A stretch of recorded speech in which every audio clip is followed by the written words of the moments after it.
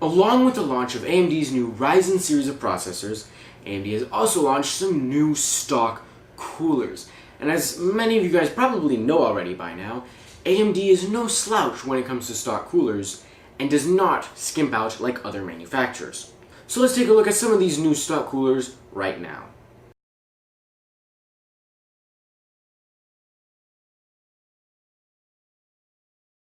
So this is the Wraith cooler that debuted at CES 2016. It came stock with FX processors after that, and I got it with my FX 8370, which was sent to me by AMD. Thank you guys so much for that. This was when we really saw that AMD was stepping up their game when it came to stock coolers. The updated version of this Wraith cooler is called the Wraith Mass, and is very similar, with the exception of a new fan design, which we're actually going to get into a bit more later, as well as an LED ring around it. Now, unfortunately for you guys, the only way to get a Wraith Max is through a boutique vendor like iBuyPower or CyberPower PC. If you get a custom Ryzen PC from them that is air-cooled, most likely will have the Wraith Max cooler. It does not come stock with any processors, defeating the point of a stock cooler, kind of.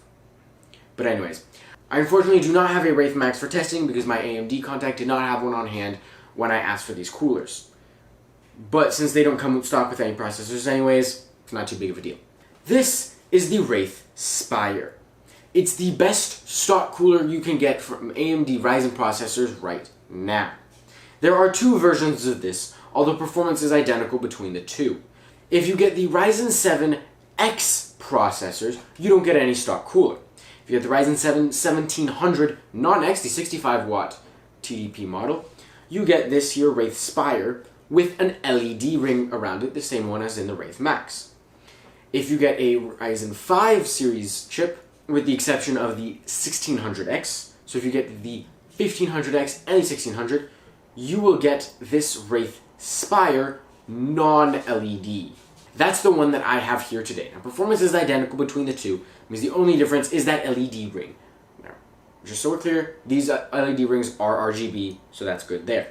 If you get the Ryzen 5 1400, the lowest tier model available right now, you'll get this Wraith Stealth. Now, what's the difference? It's tiny.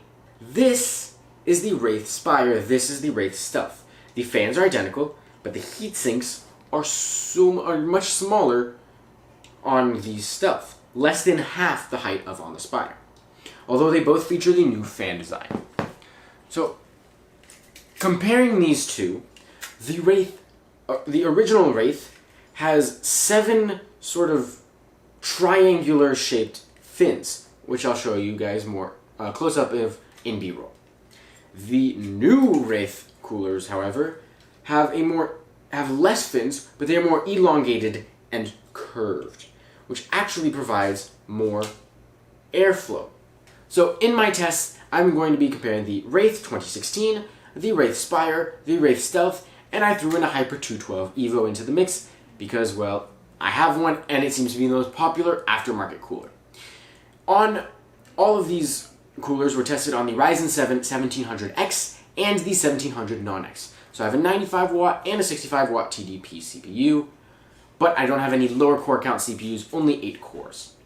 All of the AMD coolers were tested with a stock thermal paste and aftermarket thermal paste on the 1700X, and aftermarket thermal paste on the 1700, because obviously I couldn't reapply the stock thermal paste.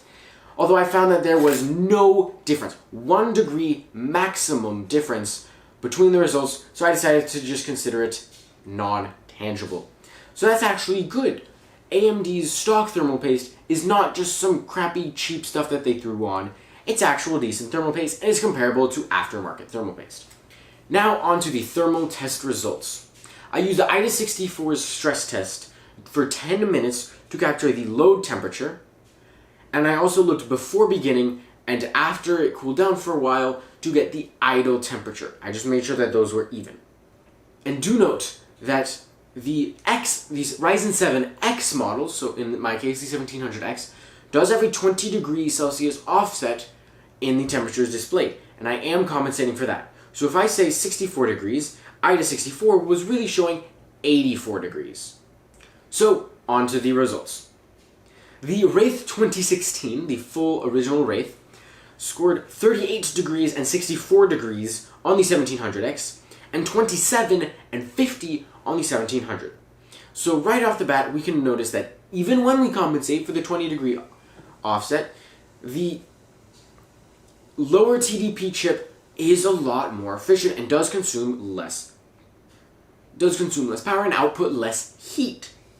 The idle temperatures are 11 degrees lower here and 14 degrees lower, all on the original Wraith. The Wraith Spire, the highest end one that you can get stock with Ryzen right now, got 37 and 71 on the X, 26 and 57 on the non-X. So idle temperatures are down 1 degree, and I don't think this is random. I do think this is actually to do with the new fan design. I think the new fan design is better, and when it's idle, there's not much heat coming out. So really, temperatures are reflective of how fast the heat can be dissipated and how strongly it can be dissipated, which the fan would affect more. But when we get to the load, it's the actual heat sink and how much heat it can draw away from the CPU that has a larger effect than how much the fan can dissipate. Obviously, it does help a lot, but the minute differences are not really going to make much of a difference in this case.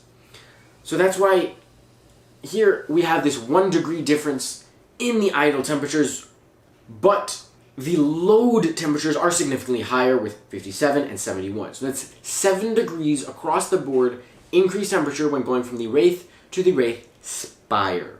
Wraith Stealth was a bit of a different story.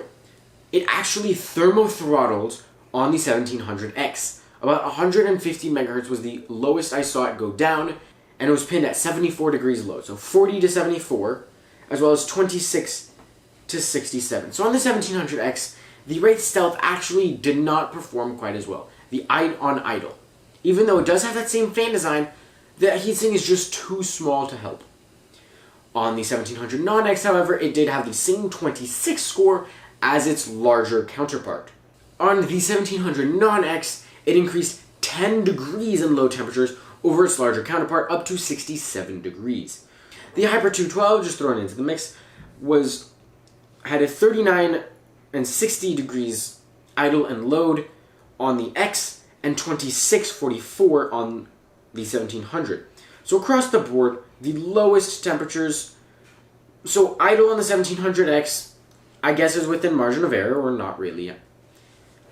It got the 39, and the 1700 got a 26. But on the load, it was 6 degrees lower than the Wraith on the 1700, and 4 degrees lower on the 1700X. So I think it's still pretty impressive, and I think the Wraith Max, the one with this beefy heatsink, but the new fan design, could come closer to the Hyper 212. But the Wraith is already close enough, with the Wraith Spire and Stealth close behind. So all in all, I think it's actually great. I mean, when you consider which CPU each of these coolers comes with, and when you compare it to the competition, AMD is not slacking off with their cooler design, and I applaud them for that. Quick side note on the noise, the new fan design is definitely quieter than the old fan design, although I have no way to tangibly measure it, really. But it did sound quieter to me, so you gotta take my word for that. And that's it for this video. Thank you so much to AMD for sponsoring this video and sending me, well, the 8370 that I got the original Wraith from, as well as the Wraith Spire and Wraith Stealth coolers. So all of these coolers were sent to me by AMD. Thank you so much for that. Don't forget to subscribe if you haven't already. I got more cool content like this. Don't forget to follow me on Twitter at SolidStateTweet for the latest updates on everything before they happen on YouTube. Also, don't forget to check out my website, solidstateblog.com, where you can find the written versions of everything. And yeah, that's it for now. I might not be posting for the next 2 weeks. I'm leaving to China tomorrow. So actually, this was done in a bit of a hurry. I got these coolers today, and I'm leaving to China tomorrow. I'm still going to try to get some parts list videos up, maybe 1 or 2, maybe 3. We'll just see what the internet connection allows me to do.